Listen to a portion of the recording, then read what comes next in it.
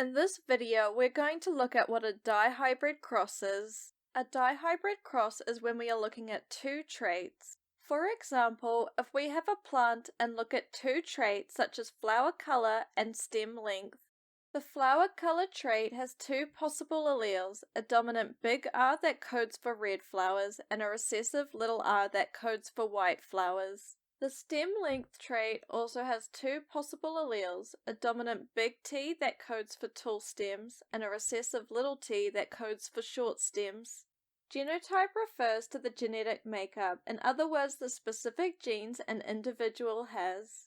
There are 9 genotypes when looking at these two traits together. Even though there are 9 possible genotypes, there are only 4 phenotypes.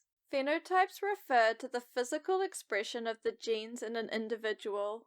For the traits of flower color and stem length, you can have plants with red flowers and tall stems, plants with red flowers and short stems, plants with white flowers that are tall, and plants with white flowers that are short. For a dihybrid cross, we want to cross two individuals based on these two traits. For example, we could do a dihybrid true breeding cross of two homozygous parent plants. This is known as the P or parental generation. We would be crossing one that is homozygous dominant for both traits, so a plant that has red flowers that is tall, with one that is homozygous recessive for both traits, so a plant that has white flowers that is also short. This is when a Punnett Square is utilized. For a dihybrid cross, the Punnett Square is going to be 4 by 4 and have 16 squares. Each combination of alleles from one of the parent plants is put along the top of the square. So for the first parent, the first big R with the first big T go over the first square, then the first big R with the second big T go over the second, then the second big R with the first big T go over the third square, and the second big R with the second big T go over the fourth.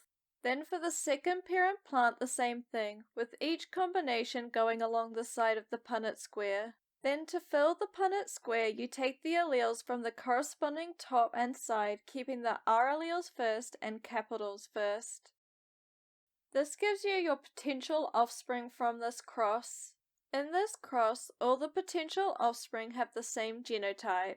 They are all heterozygous for both traits, and all have the same phenotype of having red flowers and tall stems. The offspring of this first cross would be considered the F1 generation. We could then cross two individuals from this F1 generation in another dihybrid cross where we would be crossing two plants that are heterozygous for both traits. Again, we have a Punnett Square with 8 squares. Each combination of alleles from one of the parent plants are put along the top of the square. The same happens with the second parent along the side of the Punnett Square.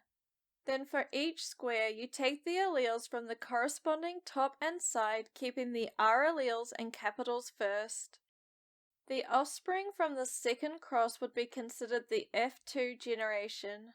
This time we get 9 different genotypes in the offspring. 1/16 are big R, big R, big T, big T. 2/16 are big R, big R, big T, little t. 1/16 are big R, little t, little t. 2/16 are big R, big T, big T. 4 out of 16 are big R, big T, little t. 2 out of 16 are big R, little t, little t. 1 out of 16 are little r, big T, big T. 2 out of 16 are little r, big T, little t. And 1 out of 16 are little r, little t, little t. From these we get 4 different phenotypes with a ratio of 9 to 3 to 3 to 1. 9 have red flowers and tall stems. 3 have red flowers with short stems. 3 have white flowers with tall stems, and 1 has white flowers with short stems. Thank you for watching. If you found this video helpful, be sure to subscribe and hit that like button.